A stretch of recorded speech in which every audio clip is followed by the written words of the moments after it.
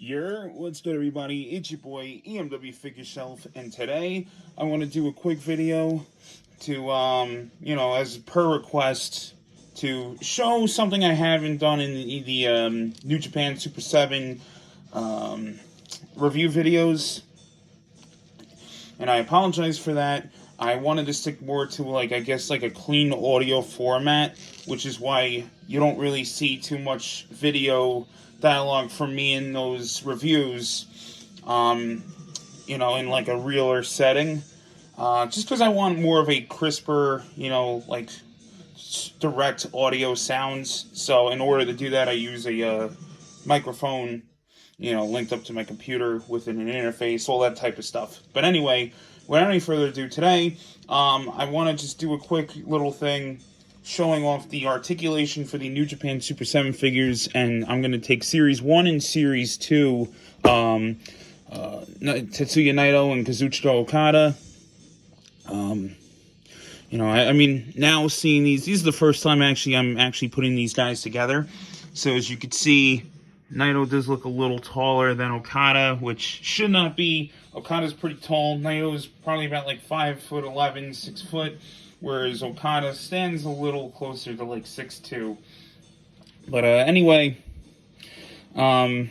so go ahead with the articulation, because I'll demonstrate for those that don't have these figures, or more or less if you are contemplating on getting them, but the articulation's a little, iffy to you.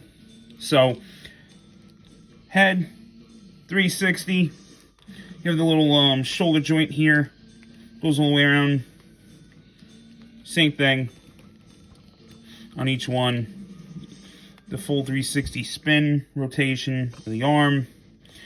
Hands, same type of thing.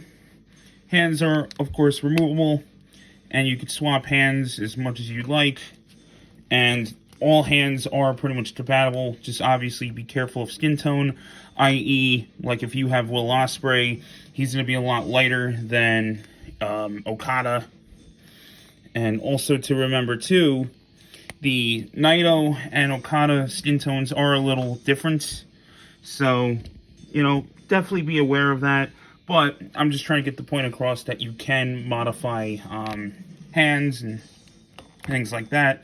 But, of course, be very careful of where you keep your hands and how to keep them separated from each other in terms of matching skin tones. Now, like I said, I'll do the same thing with Naito.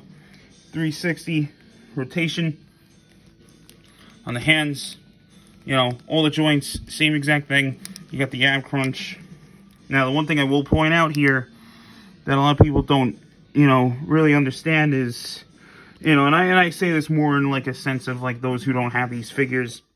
As you can see here, you could go up and down, but what some people may have not, most likely don't know, is, unless you have these figures, is there's a little pinless joint in this groove here. Now, I would want to be careful, and I would recommend being careful because you don't know the sensitivity of that. But as you can see, you can rotate it here, so forearm shots look cleaner. Now, same thing with the legs. The legs can go in the seated position. Knees do bend. Now, they have a pinless joint where you can see in the hip, the legs can go like this. I believe they can go 360, but as you can see and hear from a little of the creaking, I would recommend being highly careful. Just because, they're expensive figures. You do want to be, diligent with them. They're more collectible items. Same thing with the leg. But the leg is a little hindered from where it connects here. As you can see, it's not allowing me to bend there. But here, of course. And then there's a little swivel within the ankle boot part. This part here does not rotate like a Mattel or a Jazzwares figure would. So this is solid. You do have, like I said, you do have this little rotation, but I would be very careful there. But yeah, ultimately that is the articulation with these figures. For those that were very curious on that. So, you know, any more questions, feel free to ask. And if there's anything you guys ever want me to review, you know, I don't collect figures often enough in full bulk series outside of maybe the New Japan. Hence why the New Japan I have been doing the full reviews. So, if there's anything you ever want me to cover, feel free. So, hope you'll enjoy this. Catch you on the next one. Peace.